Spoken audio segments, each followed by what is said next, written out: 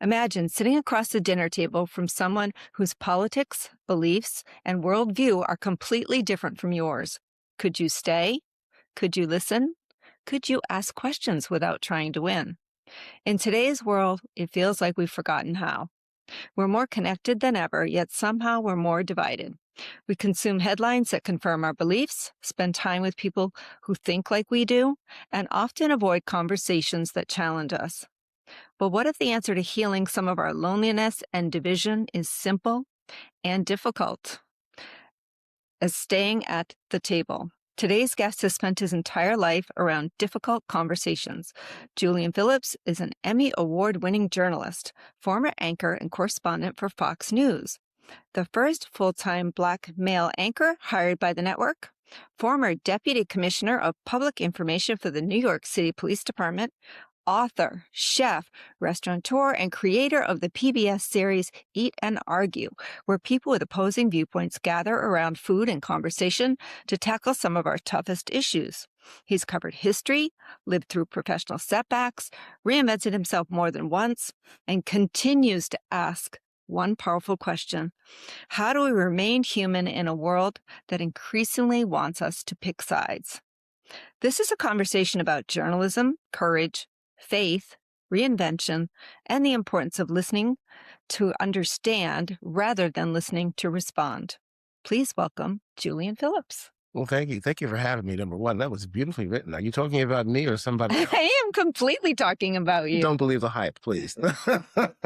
I think you're going to get even more hyped after this conversation because I am so intrigued. I love how you've done so many different things. And reinvented yourself so many times. Well, necessity is the mother of invention. And I basically had to do those things. But, there are a lot of talents and skills that I acquired along the way, and I basically utilized those to my benefit. And it's been a good journey. It really has. It's been, some bumps in the road, but I think anybody who's really tried to do anything or taking risks, has that comes to you. But it's overall, it's been a good journey, very good journey. Well, I love that, and I'm excited to talk to you. We're going to start with journalism. I actually was a journalism major myself in college. What school? I went to Northeastern Oh my goodness! and majored in broadcast journalism. I had a lot of friends that went to Northeastern. Did you? Oh yeah, Yeah. a Where'd lot you of go? friends. Where'd you go to school? Purdue University. Yeah.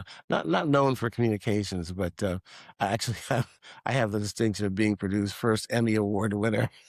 And I had professors. They said, "Julian, you of all people coming home with an Emmy, you're the last person we thought of." No, I'm sure. Well, not quite. But I guess that's my claim to fame at Purdue. Oh, I love that. Well, let's talk about journalism. You once said journalism was about being a servant and making a difference. What did service mean to you then? And has that definition changed? It really hasn't. The journalism, the fourth estate, we're charged with being the watchdogs of government, speaking truth to power, and providing as much as we can an unbiased view, regardless of what we may think personally of the people that we are interviewing, the stories that we go out to cover, those kinds of things. And that hasn't changed. It was funny. It was 1996.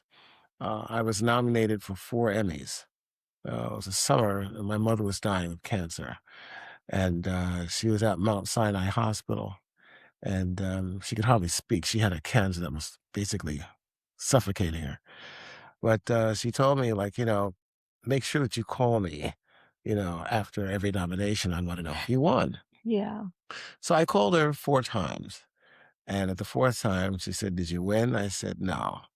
She said, "Well, don't worry, it's okay." And it was.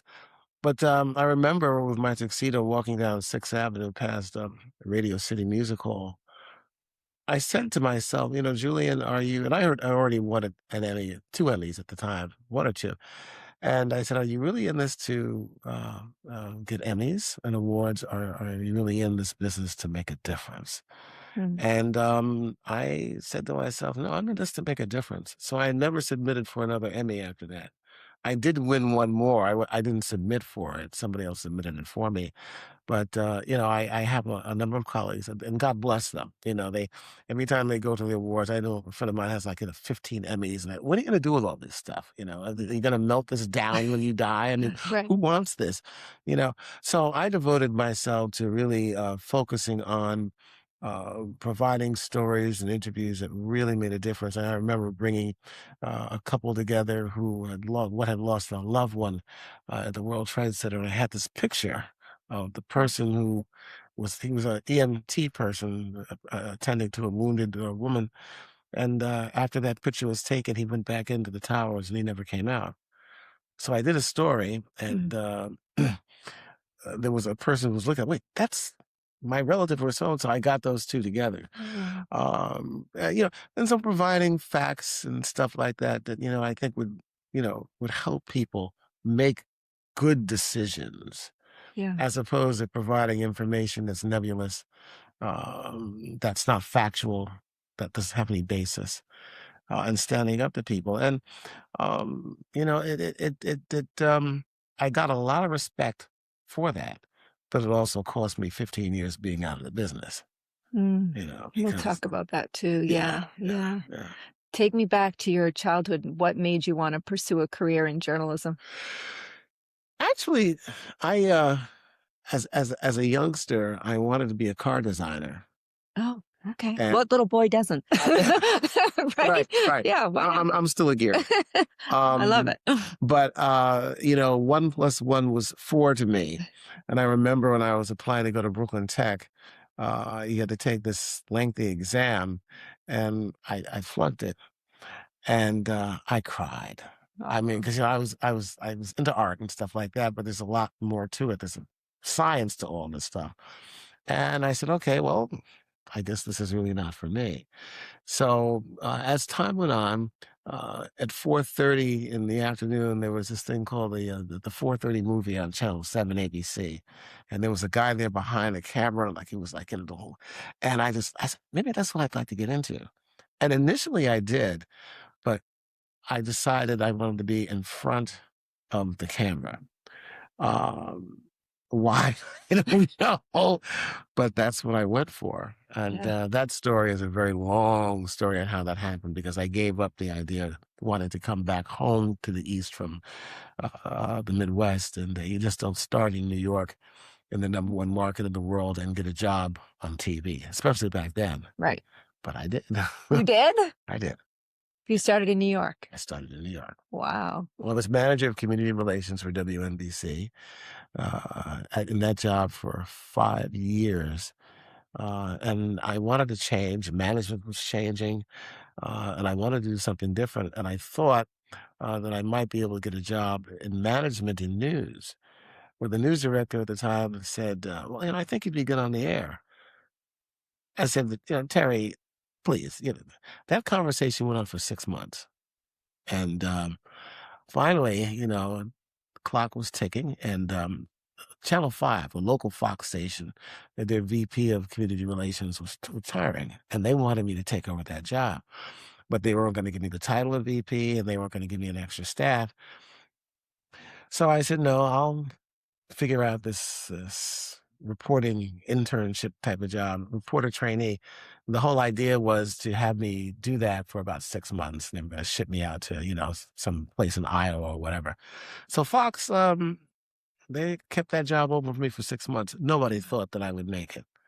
After the 6 months ended, I got a contract, Wow. and the rest is history. Did you start as a reporter or an anchor? No, no, no, no. Reporter, Yeah, yeah. reporter Yeah. trainee, and that was difficult because not everybody there wanted me there. Only because most of them, and WNBC at the time, they called it Murderers Row, because uh, we had probably the best assemblage of reporters ever in the history of the city, even more so than Channel 11. They had a number of people up there, that were very famous, but we had the best assemblers, I thought. So they worked their way around. So there were a lot of people that weren't happy to see me. And I had to deal with that. It was very, very, very stressful. Yeah. But I made it through, and But you did it. Yeah. yeah. It's a tough career, isn't it? It's a tough business, No, yeah. especially back then when there weren't as many media outlets Yeah. like there are nowadays. No, and we had a Yeah. lot of crazy stories that happened that made national news headlines back then. Most dealt unfortunate race and those kinds of things. But the riots and stuff, I've been through a few of those. And there was one story. It was a Seagate natural disaster. It was a nor'easter, and I was standing on the back porch of a home that was facing the Atlantic, and about less than 15 seconds, I was doing a live shot, also a hit for NBC, the Good Morning, the show, Today Show.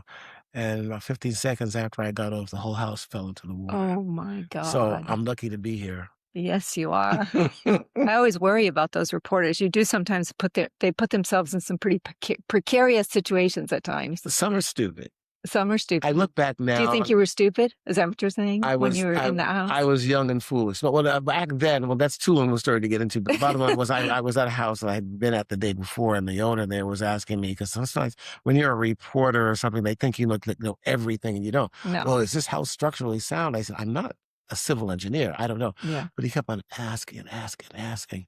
And I finally said, I think it's safe to stay here overnight. There were cracks in the wall. We came back the next morning.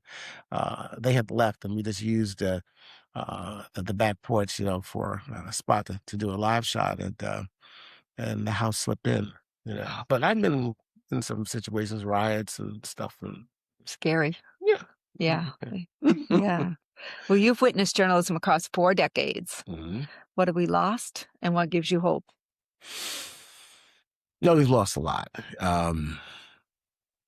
The fourth estate is not what it used to be. Um, Most networks, whether you are conservative or liberal, are owned now by corporations. So you have, for instance, ABC's owned by Disney, CBS, Paramount. You know what's been going on there. Barry Weiss coming in and kind of dismantling 60 Minutes. And whether you're for her or against her is not the issue. It's not the same.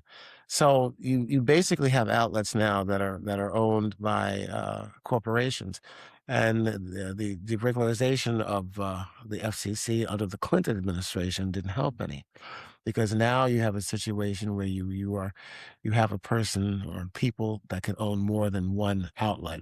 Uh, Say, for instance, with Fox, Rupert Murdoch, he owns Fox, he owns the Wall Street Journal, he owns the Inquirer, he owns, I mean, and what you're finding organizations are really trying to take over more and more. And the more that they take over, whether they are on the right or the left, the more of a slanted view you're going to get. Right. So you have journalists now that, are really careful about what they say.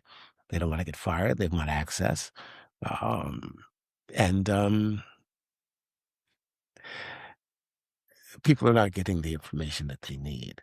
So in order to find information, you have to really kind of dig and go through. You just can't read one paper. You just can't look at one network. You really have to dig around and try to see if you can find some semblance of the truth in this. Yeah. And most people don't have that. One of my friends is a very well-known U.S. attorney, retired now, and we were playing golf. We were at the 19th hole. And he said, this is when I was very young into the businesses. This is when I really took it serious. He says, Julian, um, we are too busy to get the news that you're giving us. We rely on you to give us what we need to hear. And I thought about that, and I said, wow. Yeah, because most people are too busy. Right. But unfortunately, if you're just looking at one network, I hear this all the time, right or left. I only watch this, and I'm Yeah. saying to myself, well, you're not getting the whole story. Yeah. It's changed a lot. So what gives you hope today? Uh, I think young people give me hope. I think people now are not as willing. The younger generation is not as willing to just take things at face value. You know, every rose has its thorn. Um, Social media, Mm. case in point, you've got like 500 outlets. There's so many voices out there. But there are some outlets out there that are really saying some good things. You can find them. I think if people are not willing to, if they are willing to question, and I think younger people these days are willing to question more. Yeah, I would agree. I think that we're going to hopefully see news and information come to a point where people can trust what they're hearing and what they're seeing. But right now, we're still in a quagmire when it comes to that. Yeah, I think it's even harder to trust nowadays with AI too. I mean, you don't know. Oh my AI is goodness. kind of manipulating what's real and what isn't Case to in some point, extent, yeah. right? My wife and I were talking about that earlier. With the Knicks, there was a story out there about the Knicks decline going to the White House, and said, "Wait a minute, that was not true." But Yeah, we had people, "Oh yeah, the Knicks are not going to the White House." Well, that's not true. We still don't know exactly what's going to happen. The owner has said that he accepted Jim Dolan the invitation, but whether all the Knicks will go or not, and then and see the sad thing about all that is when it comes to that and information, you take a team that has galvanized a city really in need of unification. Everybody was coming out for the Knicks, black, white, whatever. Now you have a team that has been drawn into a situation because there are people that like Trump, there are people that don't like him. They're going to have to make decisions. And now all of a sudden you've taken this great opportunity of unification. And all of a sudden now we're back into the poison and divisiveness again. right. What's going to happen? I don't know. But then all of a sudden now, this great thing, parade today and all this. And now the question is, are they going to go or are they not? And then you're going to have information out there. People that are going to be saying things on either side of the aisle. And why has any of this, injected itself into something where it really didn't need to be? Right.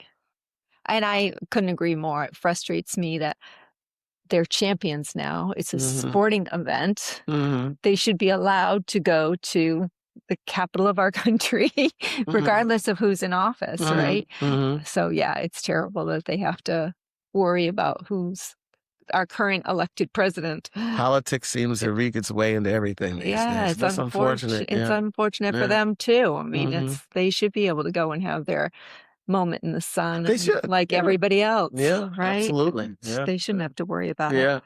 So you said you don't deserve a belief unless you're willing to test it. Mhm. Why is testing our beliefs so important right now? It's important because I think a lot of people always want to believe that they are right about things. So, case in point, when I was asked to go to Fox News, I was probably more left of left than anything else, even though it didn't reflect in my reporting, which is key. Um, and I had certain ideas about things. But then when I got to Fox, I said, okay. Uh, Initially, when I got there, I was doing Fox News Live, so that was straight ahead reporting. But when they put me on Fox and Friends, I said, "Oh no, this is going to be the end of it for me." And I got so much hate mail. I had ideas about certain things, but then I started talking to some of the leading conservatives in this country, like Cal Thomas and Rich Lowry in the National Review, and we had great discussions, like on and off camera. And so there are certain things that I had to test and ask about, and some of my views changed. So, in some ways, I became more conservative in certain ways. In other ways, I became either as liberal or more so than before. But you can't say that you believe in something and not have your belief be open to criticism or questioning. Once you test that, then you can really come to what you can probably say is pretty much the truth. Can you give me an example of a belief that you've tested and maybe changed? Hmm, that's a good question because there's so many of them. Yeah. Oh, okay. You know, um, Growing up as a young kid, my parents were very active in politics, and I came from a middle class black community. Basically, everybody was a Democrat. So I would go to the election booth during election time, and I would just Democrat. Blah, blah. But then I started looking at some of things that dealt with policy, community issues, and stuff like that. And I said, well, wait a minute, X is saying this and Y is saying that. I'm saying, like, hmm, that doesn't make any sense. There are Democrats who have been voted into office, say in New York City, and have been there for decades, Mm. and nothing has changed. And there's a friend of mine who became a deputy mayor under Giuliani, uh, who really did a lot to change his neighborhood. Things really, really changed there. So my thing was, like, everybody who's like a Democrat does not have the best interest of their constituents. On the other side, it's the same, but you have to judge people by what they do in their actions. One of my very good friends is Pete King, retired congressman. He's a Republican out of Long Island. And there are a lot of things that Pete says I don't agree with, but we've talked and we've come. In fact, he's also in the first show, and I've changed my ideas on how some Republicans come to certain questions of policy, economic issues, and some of it makes a lot of sense. But going in, I had to challenge them as well as challenging myself. Mm. So when it's come to public policy, community activism, foreign policy, economic issues, I've changed my views on a lot of those things based upon talking to different people who think and believe differently than I do.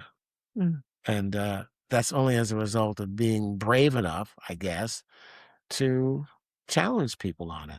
Well, prove me wrong, Right. and let's talk about it, but talk about it in a civil way Right. and agree to disagree at times. Yeah. Don't you think ultimately we all want the same goal? We're all working towards the same end, right? Well, Don't you absolutely. think? It's Yeah. just how we get there. Yeah. Well, look, there's this thing called this is 3 words: the human condition. Everybody wants the same thing. They want a good job, uh, Housing, housing, and all mhm, those things. education. Yeah. Yeah. But unfortunately, in a capitalist society, and I am a capitalist. I want to. That's who I am. That's what I am. Um, it's designed to have a class system where not everybody has equal access to get to where they want to go. Um, Racism, for example, is designed that way because there are people who have power and they want to keep power, so they will use race and stereotypes, which are largely false, to keep people from getting to a certain level. Case in point, there's this whole thing about DEI right now. Okay. And the Trump administration has gone a long way to dismantle DEI. And I'll give you one example that's a microcosm of this. There's a friend of mine who was a retired detective, 82 years old, and he wanted to get into the aviation unit. He befriended a gentleman who unfortunately was killed in a mid-air crash, one of the captains or whatever of the aviation unit. But they became very good friends. They flew together the whole bit. But when it came time for Dave Howard, to go get a sponsor to go in, Dave aced the test. He aced the aviation test. That is almost unheard of. Yeah. And Bill said to him, "I'm sorry, I can't sponsor you." This is why. He said, "So they'll never accept you." Because he was Black. Yes. That's happened to my father. That's happened to so many people I know. And the only reason why I got into WNBC, there were certain jobs for people that looked like me, either human resources jobs or the community relations job. Those are the jobs that were relegated for us. Mm. We couldn't get anywhere else. So affirmative action and DEI were never meant to give people with lesser ability access. They were designed to give people with the same ability who would otherwise not get it. In the police department, if you go back to the turn of the century, um, Irish basically were the cops. Sanitation, Italian, this, Mm. that, fire department. Even to this day, you have a hard time getting into the fire department if you're not So how do you get there? Sometimes you have to make legislation to get access to these jobs. Mm. Um, that's just the way it has been. Um, I, And I- that's still happening? That's still the case today? in a lot of places, In it a lot of is. places Yeah. it is. So you find people who are on the other side. They say, "Well, why I'm losing jobs because they're trying to make jobs for Black people or people of color." Well, the whole idea with Martin Luther King saying, you don't judge people by the color of their skin, by the content of their character. Yes, but what he was trying to say is that's that's why civil rights legislation was enacted to make a level playing field, Mm. to make it where everybody has access. That's what this is all about. Right. Because if that's not the case, people are not going to give up, as I said, power or economic power, corporate power, unless sometimes they're forced to do so. And that's sad. Yeah, it And is. some people can't see that on the other side. But, from my relatives and others like me have fought so hard to get places and couldn't get there. Mm. And some got there just based upon sheer will. But again, it still exists. Unfortunately, it does. Things are better, Yeah. but again, there are a lot of people out there that have great qualifications. They just do not have the access. And I'm talking about people who have the qualifications, not people who are, you know, Right. so We'll keep it's breaking those barriers, right? That's yeah, all you it's can right. do. Yeah. Yeah, it's right. How do we learn to disagree without dehumanizing one another? Simply by simply by looking at them and knowing that they're human. I like that. See, racism and all these things can only exist if who you are trying to dehumanize, you've already done so. Right.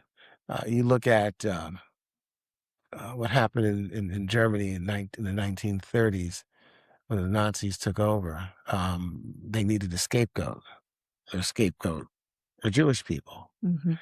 So you tell me if you are in a place like a concentration camp and you can gas hundreds and thousands of people, shoot them in the head or whatever. Mm.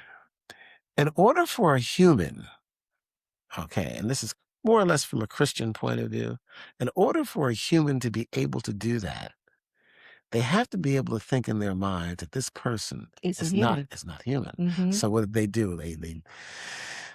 They make caricatures of stuff like that. Black people. Well, I remember my father was telling me they were telling folks over in Europe in World War II, well, they have black people have tails. Oh Uh, gosh. or even like in slavery, they say, okay, well, you are dumber than us, but don't give them a book to read. And that's schizophrenic. Right. Well, if I can't read and I'm so dumb, then why are you concerned about making a law or something where I can't read? So you have to take a person who you're trying to mold and shape to be a racist to convince them that the people that you're trying to get them to hate are not human. They're less than you. Awesome. Yeah. And that's how you do that. Mm. I think a lot of that changes, through, education and information. And that's one thing they don't want people to have. This is very key because I don't want to go on and on about this. But unfortunately, the Trump administration, they want to take down exhibits about slavery and things all over the country. Why? To make some people feel uncomfortable. Mm. This is part of who we are and were as a country. Yeah. Um, so if you take that away, then therefore people have in their mind. See, there are people that still think that this country was built by and for them, and that's not the case. But in order to keep people ignorant, you have to take away the tools that would give them. Like, for instance, first open heart surgery was performed on the streets by a black physician. The blood bank, where people were kept alive, soldiers in World War II, was Dr. Charles Drew. Mm. Things we take for granted, like the traffic light, the third rail, the subway system. That was Garrett Morgan. Morgan. Um, Mm. And there's so many inventions and things in science and technology. Even in World War II, you look at a movie like Saving Private Ryan, you see D-Day, you don't see any black people there. What people don't know about was the 761st Tank Battalion. That was an all-black battalion, and they spearheaded the way. They freed 30 towns, okay, and fought for a record 183 straight days, Wow. and had 50% casualties. You never hear about that. And these are just small things. So They don't sound small to me. no, they're not. No. But many people don't know about this, and if they did, we wouldn't have the issues that we have today. Yeah, I see another PBS show in your future. I don't know about I mean, that. this alone is so fascinating. You've taught me a lot. So you were the first full-time black male anchor hired by Fox News. Mm-hmm. Did you understand at the time how historic that was? Yes, I did. And then there were people before me. I know Kelly Wright was there. And when I say anchoring, I'm talking about anchoring a show. Fox and Friends, the weekend show, and then of course Fox News Live. You had folks that would fill in from time to time. I'm trying to think of some of the names outside of Kelly. There were a few there, but I was the first one that was afforded a show. I remember walking through the lobby at 6th Avenue, where our headquarters are, and there were a couple of security guards there. And I said, "Well, you're the first one." They said, "The first one of what?" They said, "First black anchor we've had here, that had his own show." Yeah. And co-hosted with it. And so that gave me a sense of pride, but also it scared me because I knew the situation I was in, and I'd better do well. Because that was another thing. If I didn't do well, that could have been an excuse for whatever. So it was, and then, you think about it back then, this is 2002, to think that I'm the first of anything. And like, even with the police department, I was the first Deputy Commissioner of Public Information. So 2002, I'm trying to think back. So was it just Fox? Because Bryant Gumbel was already on NBC at that point, wasn't he? But he wasn't, I guess he wasn't an anchor, or was it? At Fox News, I'm talking. You're just Fox News. Just Fox, yeah. But there were others at other networks. Oh, yes. Mm-hmm. Yeah. Just Fox News. Fox, yeah. Totally different. Totally different, yeah. I understand. Yeah. I was just going through my head going, I wonder, but today there's quite a few, now that you think about it, right? Oh, yeah. Some good folk out there. Which is great, yeah. It is, it also provides, levity when it comes to information. You can't see, people look at news and they think, well, news, it just comes out of nowhere. You have people that sit around an editorial meeting every morning and they decide what stories they're going to cover. Mm-hmm. And some stories are simply because it's news that is of interest to them. One of my favorite news directors, I love her to death. She's no longer with us anymore. She loved dogs. And she knew I love dogs. Every time the Westminster dog thing came up, I would cover that. Yeah. Or there'd be a dog story or whatever. But there are other things where, you have people that have you'll find people that maybe have grown up in elite neighborhoods.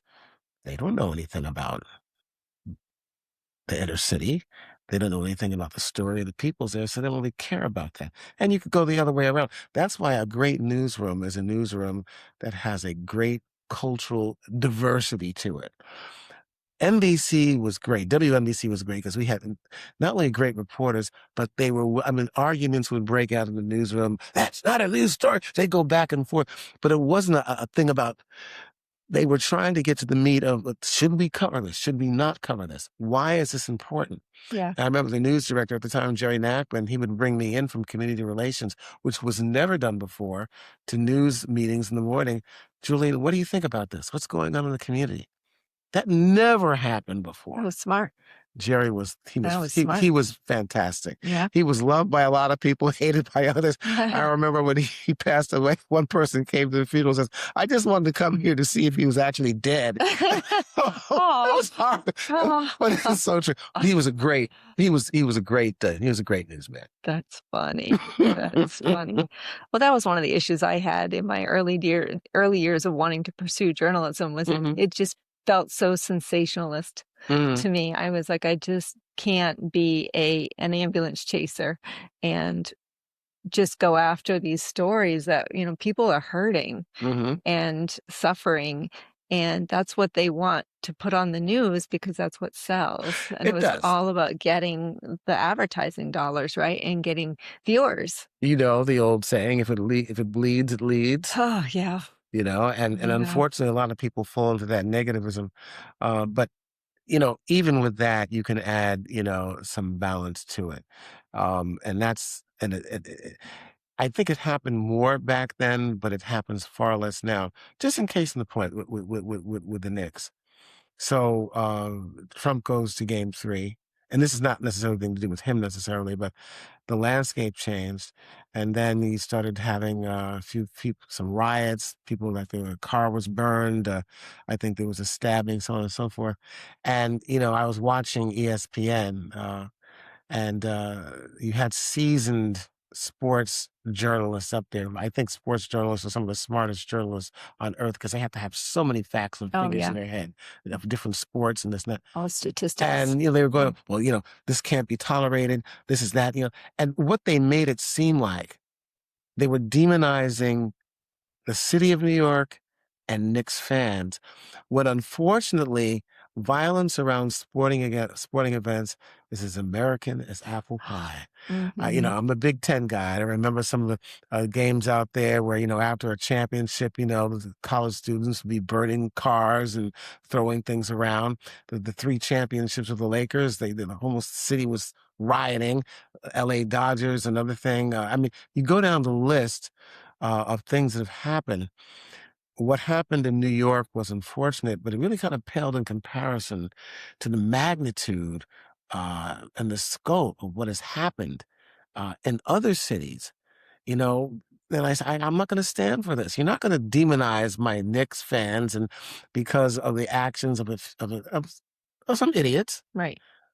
The euphoria of winning games and championships, people live vicariously through athletes.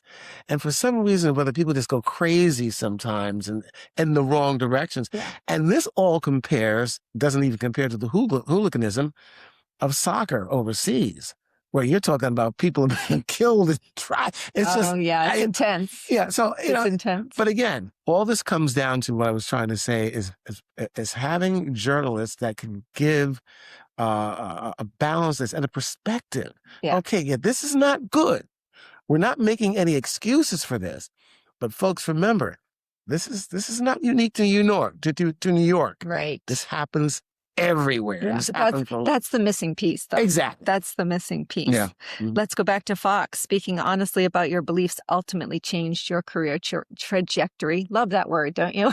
Trajectory. Trajectory. You're Yeah, much we all better have at it than tongue me. twisters. Was there a moment you knew that there would be consequences? As soon as I was asked to take the job as the co-host of Fox and Friends. What happened? What led you to that? Well, I kind of knew the nature of the audience of people who watch Fox News. And that doesn't disparage the Fox News viewer. A lot of good people that watch Fox News. But the majority of the people that watch Fox News watch it because they want a conservative point of view.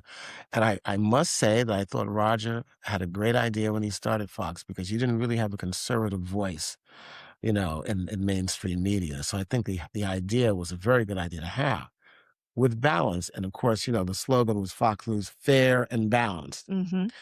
But again, most people who watch anything, they're watching because they want to watch something that they want to believe. So when I was interviewing and started interviewing guests on the show, international guests, politicians, and we had differing points of views, I would express them. Before I did that, I was loved by everybody. But as soon as I started expressing some of my beliefs and ideas on politics and, social things, and, the hate mails really started coming in. So for 4 years, every weekend, I had to do battle. And I am proud to say but I never lost a fight. Never.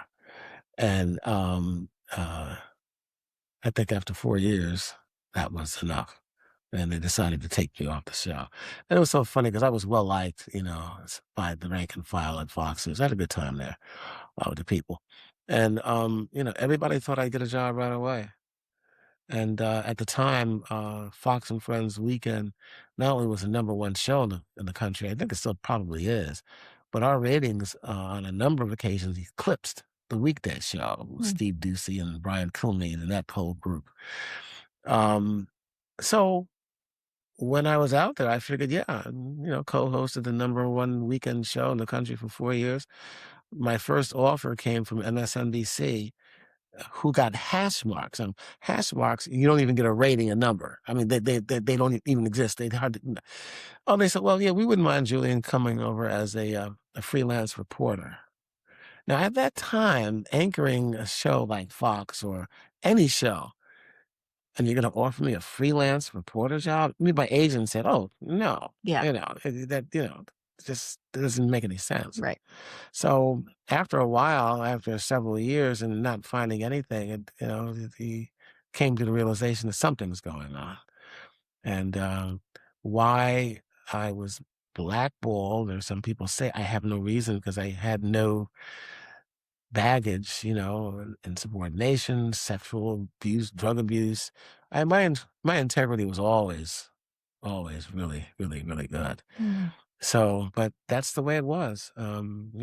Things changed after a while, but that's the way it was for a long time. My wife and I, we almost lost everything Mm. because I couldn't find anything. How did you emotionally navigate that season? My faith. Um, and signs that God was there. I've written 2 Christian books, one with my pastor, the old church, and this one book I wrote on empirical evidence, 16 short stories on God's presence. And there's one short story out of the 16 will give you an idea of what faith is all about. We lived in this big house in Long Island, Port Washington, upper middle class neighborhood. How we were able to keep that house was a miracle within itself because we were in foreclosure, but we were always a step away. And it was one Christmas after Barbara's father passed away. Uh, we would always get a spiral cut honey glazed ham for Barbara's mother every Christmas without fail. Hmm. Things were so bad that we did not have the money to buy a spiral cut honey glazed ham. Mm. And to show you the goodness of people and God, and this is why, I could never be a racist because there's so many good people, of all colors. Our real estate broker, Jenny Pergola, older Italian woman in her 80s, we maintained friendship because she helped us close on 2 or 3 homes in Port Washington. And she would always come with these Italian pastries for Christmas. She called her, "Hey, you guys gonna be home? I'm coming over with these Italian pastries," which we always didn't like so much. I mean, she was actually a good cook. The pastries were like, ugh. So I said, "Yeah, we're gonna be home." Yeah. So she's like, "I'm coming over in a few minutes." So she knocks on the door, and she's there. It's a little woman.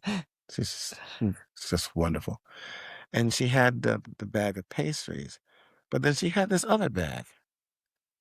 And she said, "I've never done this before. Well, for some reason, something made me think that you guys are like a honey glazed spiral cut." Oh, yeah, chills. Yes. That's just one story. Mm. See, that's why I believe, and throughout everything, as hard as times were, um, I always felt for some reason or other that I didn't know, and there's some things I still don't know, that there was a reason for me going through the things that I went through.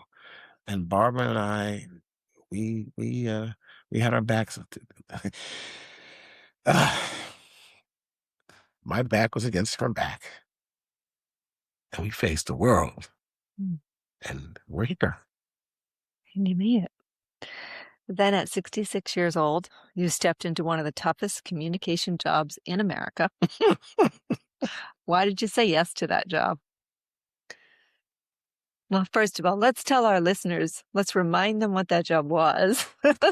And you can tell us why you agreed to do it. Deputy Commissioner of Public Information at that time. It's not as, cause it's a little bit watered down over the last couple of administrations. It was one of the most powerful positions in city government because we were in charge of, I'd say, the world's largest police force, but also having to deal with City Hall, having to make sure that not only the information that you put out there is correct, but having to navigate between City Hall and the police department. And they're the most visible in the city. And there's always been, without getting into a whole lot of details and stuff like that, and some of it I'll never be able to talk about, a lot of stuff that went on.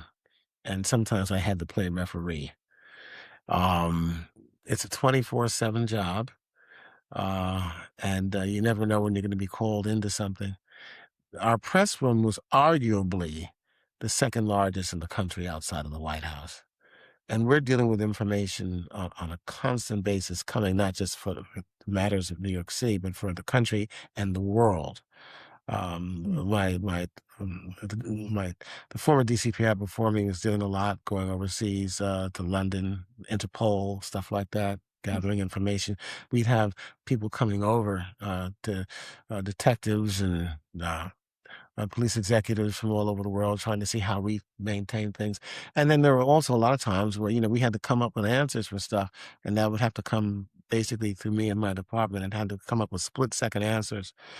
Um, it's a tough job.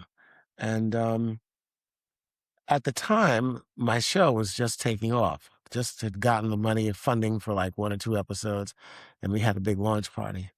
The launch party was on Sunday, July 10th, and I went into the police department the very next day. I did not want the job. I made it clear that I did not want the job, but they kept coming after me and after me and after me. And Barbara, this is a point of contention at times. She said, I think you need to take this job because I think this is something that God would want you to do. And I said, well, he may want me to do it, but I don't. The doors kept opening up. Mhm. I first went into the first interview at headquarters, and and I said something you would never say to get a job. And I said, look, I'm 66 years old. Am I going to have to answer to any murder, rape, and robbery in the city? Silence.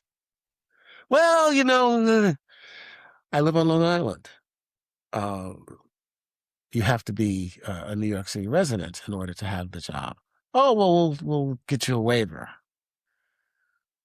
So it went on and on and on. And so finally for me, I go to where I always go when I need to hear from God, and that's the beach. And I drove out to the beach. I was to walk for about 2 miles. And I said, look, and I talked to him like that. I said, look, I don't want this job. But if one more door opens, I will assume this is of you.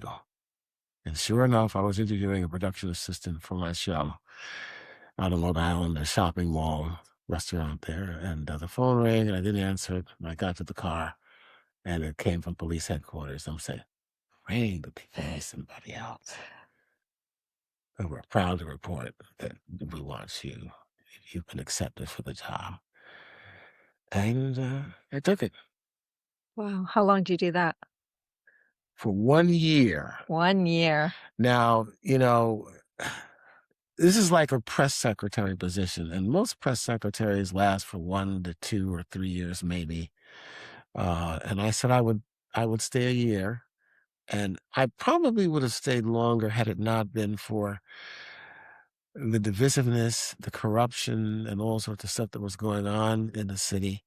And, some of the chiefs there said, Julian, this job is hard enough, but you took over the reins of this job at probably the worst time the city's ever seen. Mm. The friction between the police commissioner and the mayor, and then the mayor, whom both my wife and I had known for several years, wanted to totally demolish my unit and turn it into something that it never should have been. I had a commanding officer who uh, basically told me to my face that, I was not his boss. I had a police commissioner who I loved a lot, but, my job was to get her out there on TV, and she didn't want to go. Mm. And so I said to her, I said, you're my Pharaoh. I feel like God sent me in to free the Israelites, but then you put, Pharaoh to harden his heart. I said, what am I doing here? I said, this is absolutely insane. Yeah. So they made it even better. I had a big Tahoe, with the detailed detectives that would take me everywhere I had to go. But I did not want anybody to take me home every day to Long Island because there were times I'm going home, I may want to call my wife and friends, and I don't want my detectives to hear what I'm saying on the phone. Oh, no problem. We'll give you an unmarked car. So I had that big Chevy Tahoe at headquarters for big events. But going back home, they gave me an electric Mustang GT with all the bells and whistles and this and lights and this and so they made it Fun. very difficult, Yeah. Yeah. Yeah. Mhm. And in that role, you were responsible for communications for approximately 55,000 people, Yeah. correct? About 35,000 uniformed, the rest civilians. Wow. Yeah. What did that role teach you about leadership under pressure? It told me the best way to lead people is to let them know how much you care about them. And I remember when I first got there, because we had it's the 13th floor, is it now? It was in my mind. It's been 2, 3 years. That was where DCPI was, and we were on the same floor as the chief of detectives and stuff like that. But we had units in various parts of the city and even in other parts of the building. And I made it a point when I first got there. I wanted to meet everybody. So I went to one of the units. It was our creative unit. They did a lot of our creative work. And when I got there, there must have been about maybe 20 people in that unit. Uh, and they got up and they were shocked. I said, I said, no deputy commissioner of public information has ever come down to see us. Hmm. Never. Wow. So I always made sure, even if I didn't know something, because there was a lot to learn there. Actually, it really takes about a year just to learn that job. So when I was leaving, I knew a lot more than when I got there. But I made it a point to let people know my door was open to them. And then, we had until my captains would come in and detectives and they'd just, Commissioner, we got to tell you, and that never really happened before, because, people, they were kind of afraid or whatever, but I made it an open door policy. And, here's what it taught me at the end. I had a retirement party and it was supposed to be a small thing. They had to wind up opening up the police auditorium for it. And I invited a number of people to come, especially my journalist friends. Journalists, they're very introverted. They're into themselves. And this was a luncheon, so people were preparing for the 5 and 6 o'clock news. I didn't expect many people to come. Yeah. Almost everybody came. Oh, Anchors, reporters, congressmen, this and that. wow. And I was like, wow, what did that tell me? It told me a number of things. It told me I was a good leader. Mhm. It told me that I had respect and integrity. And it answered questions even before I got to the police department, like, what happened? How come I couldn't get a job? How come I couldn't get this? What was going on? Did I do something wrong? This, that. That showed me that that wasn't the case. I was speechless almost when I saw all these people walking through the door. Wow. And I think my colleagues in the police department were also flabbergasted. I mean, it was just amazing. I mean, I can't tell you how many people came out. And I mean, what a feeling that What a was. proud feeling, right? Oh, Yeah. it made everything worthwhile. Oh, I'm glad you had that moment. That's so Mhm, special. That's mhm, amazing. mhm. And let's talk about what you call your crowning achievement, your PBS show, Eat and Argue. Mm. Why is that your crowning achievement? Because it it basically just put together everything I've done in my life. Uh, my ability to cook, my ability to interview, um, my ability to try to make a difference, trying to bring people together to find common ground. It just put all of that together. And just doing that was great also because uh, the pilot for the show is something that would have cost about maybe $20,000 to do. It was a 5 camera HD shoot, high definition shoot. And I didn't have the money for that. But one of my cameramen, who's now over at ABC Network, he says, "Well, look, my wife and I have a production company," which I knew. He says, "Well, we'll put something together for you. Really, don't worry about it." And I thought they were going to put something together. A friend of mine uh, had a restaurant. He's a very well known and wealthy restaurateur, and we didn't always get along eye to eye. He was much more conservative than I was, but we were great friends and still great friends to this day. Yeah. And so we decided that's where we were going to shoot the pilot. They said, "Look, get there like around 1 or 2 o'clock or whatever it was." And when I walked into the restaurant, and this is before it opened, like 3 hours later, we had time to shoot. The place was lit up like a movie set. Cool. And then there were people there. I said, "TC, what are you doing here?" He was a very obnoxious cameraman, but a good friend. Yeah. There were people that said, "Don't tell Julian we're coming." I mean, I was like, "You guys are doing all this for me?" I just cried. I went to the back. It's unbelievable. You Oh, know, that uh, reel opened up some doors. And I was hoping that that's what God wanted me to do, because I felt this was doing his work, finding common ground, bringing people together. The title of the show was antithetical to what the show was all about. It wasn't about eating and arguing, but it was really sitting down. And we had like 3 good, solid shows. And I said, "Okay, this is where I'm going to go." So that was another reason why there was this tear between the police department and the show, and how it all came together at the same time. I'm saying, "God, are you kidding me?" And he's done that before, putting me in a situation where I'm thinking it's X and it's Y, and I can't figure him out. And I was very annoyed, and I get angry with him. I have conversations. I do it. yeah. I, I'm sure he gets angry with you too. So you think? I, No. God is too powerful for that. He Okay. knows I have no sense, and he also knows. He knows that you have no sense. No, I mean he knows. Okay. Like the one of the scriptures, "My ways are higher than your ways. My thoughts are higher than your thoughts." That's in scripture. Yeah. And he's no. I think one of the only people he really got angry at was Moses, where Moses did not want to do what he wanted to do, and he was going to kill him.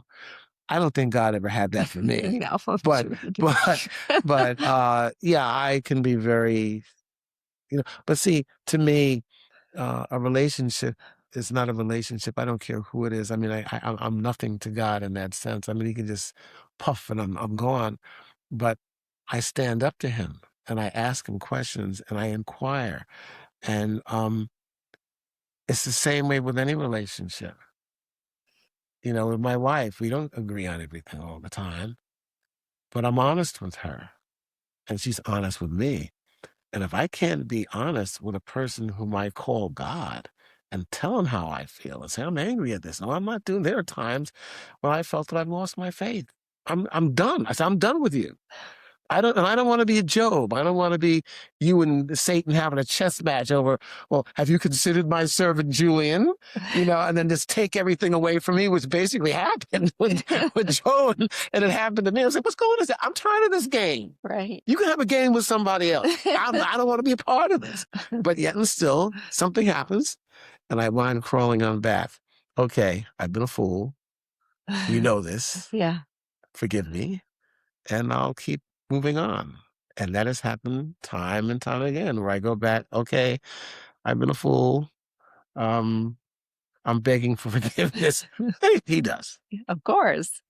Of course. So why do you think food has the power to bring people together in ways that politics cannot? Because some of the most important things have occurred over food.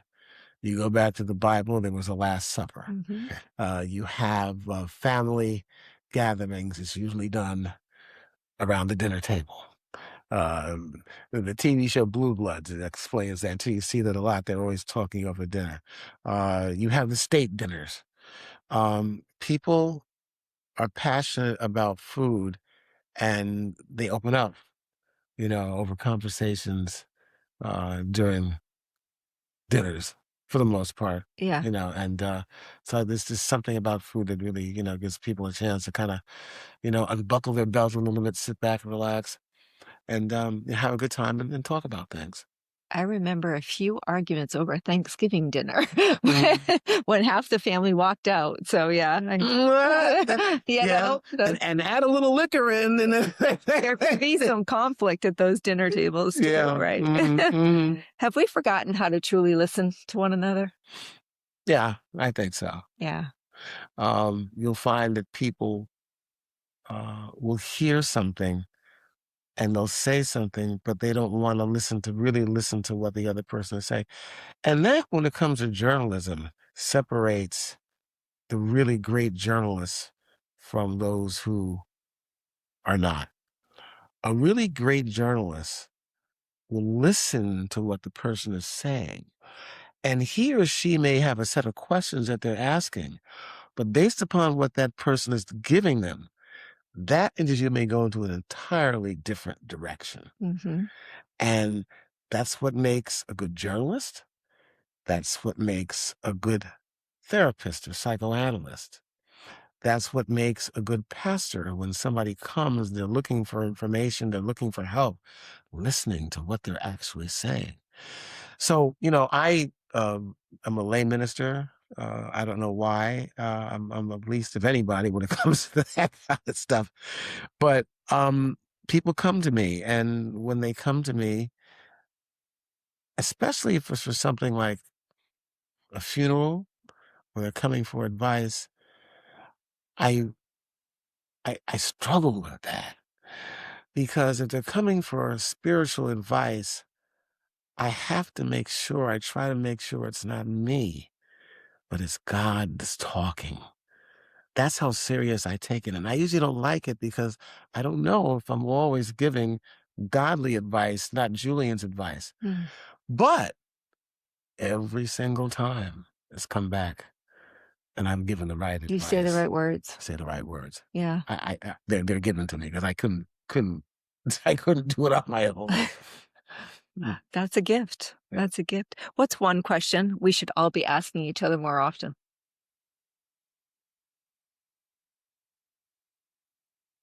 How can I best serve you? Good question. I like that. How can I best serve How can I help? you? Mhm. I like that. So you've said faith isn't separate from your life. We've talked a lot about God and faith so far on this show. Can you tell us about a moment when faith carried you through? You told me about the one with the house in New York. That was a time. Um, well, I was working for the city controller, uh, Bill Thompson, in New York, and he had given me a job because we were good friends, and he knew I needed the work, and didn't pay much money. And at the time, he really didn't have any. But I'd go down to City Hall, the municipal building, and I worked for him. And I remember one time Barbara and I were catching the Long Island Railroad together, and I said, Barbara, I have enough money to get on the train, and I think I have enough money to get back home. Um, so it was winter, and I was walking from the municipal building to City Hall Park, and it was like a mixture of rain and snow. And I got to the bank, and I got out my debit card and put it in. There were no funds. And I tried another one, uh, no funds. And I thought I had enough. I didn't have enough money to get home. So I walked outside, and I looked up and I started to cry. I said, Mom, Dad, you're not here. You know, I don't have any money to get home. And I said, God, if you are who you say you are, I want you to get me home. Now, I could go upstairs and ask somebody for a couple of dollars and get on the train. But I said, no, I'm going to depend on you to get me home. So I got up, and I had a little cubby hole. And this is after being this, anchor over the years and having an office and this and that and everything else. I just had a little cubby hole, and I had on a parker that I would wear covering stakeouts and stuff during the coldest days when I was a reporter. And I went to hang it up on the coat rack. And as I hung the coat up, I heard all this jingling in the pockets. And I looked in the pockets, and there were dollar bills and change enough to get me home and the paper. It wouldn't have happened if I had not had on that parka because it happened to be the coldest day of the year. And I just so happened to be wearing it that day. Wow. Wow. It's a great story. That's a great story. That's a God story. Well, That's a God story. At this stage of your life, what matters most? still trying to find purpose. Um, Barbara is, and you'll see. She is, she's very unusual. Yeah. Uh, my mother and I were best friends, but her mother was a person of service, consistent, and I've never met anybody like them before. Barbara's that way.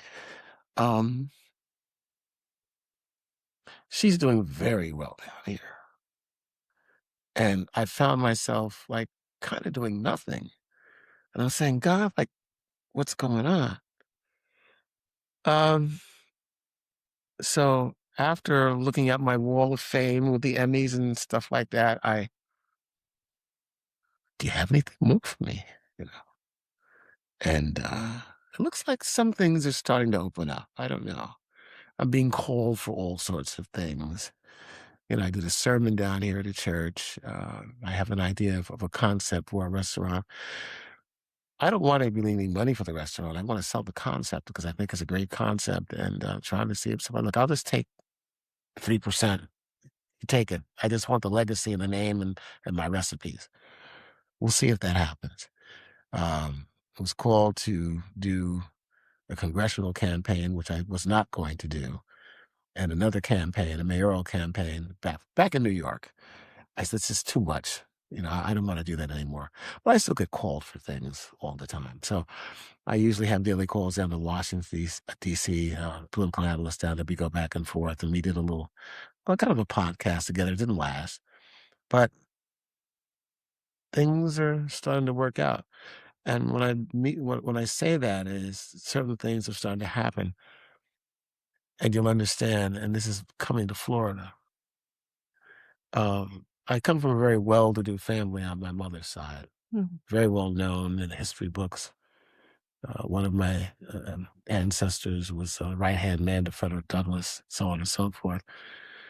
So I found out that one of my relatives, Jonathan Clarkson Gibbs, was the first Black Secretary of State of Florida.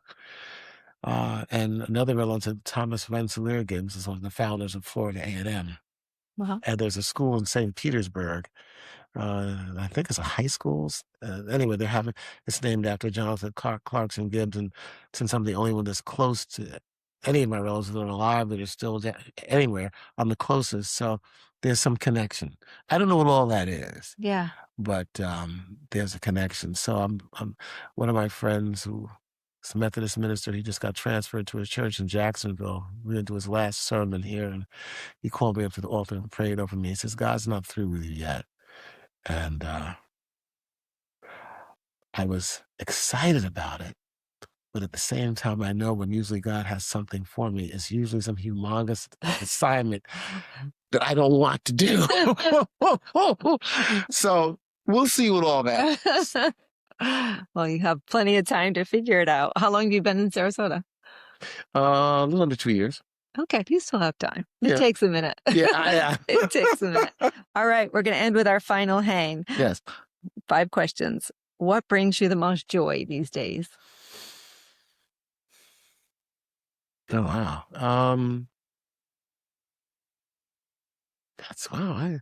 That's having a reasonable portion of health, I guess, that brings me the most joy. Okay. And also looking each day to see what the day will bring.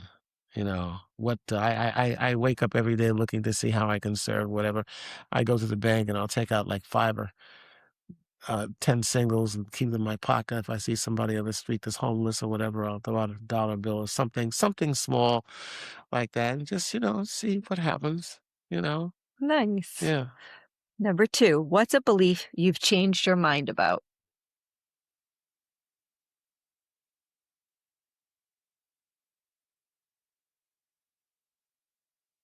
That God does not always answer when you want Hmm, or give you what that's you true. want or Or give you what you want or in the way that you want. or in the way that you want it. Yeah, But the faith will keep you going to know that whatever it is, it's something that's going to be good.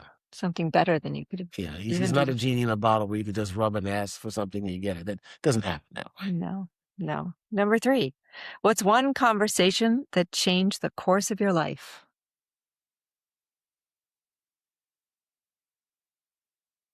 Oh, wow. I don't know. I kind of have to think about that. There've been so many conversations that have kept me going. I don't know if there's any really one particular one that I can think of right now. Just several. Yeah, Yeah. yeah.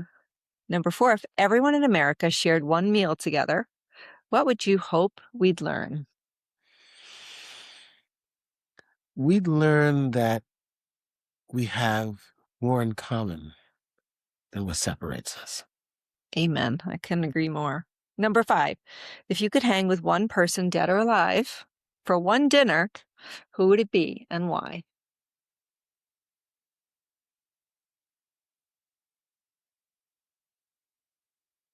Now that I know more about the man, I don't know if I'd want to do it, but I think it would probably be Winston Churchill. Um, because I think in many ways, I'm not elevating myself to his level there. There's certain paths that he took that are similar to mine and what he had to deal with and how he was able to bring a country through its darkest hours Hmm, based upon his oratorial skills and how he handled that country. I would love to have had a talk with him. good answer. What would you be having for dinner?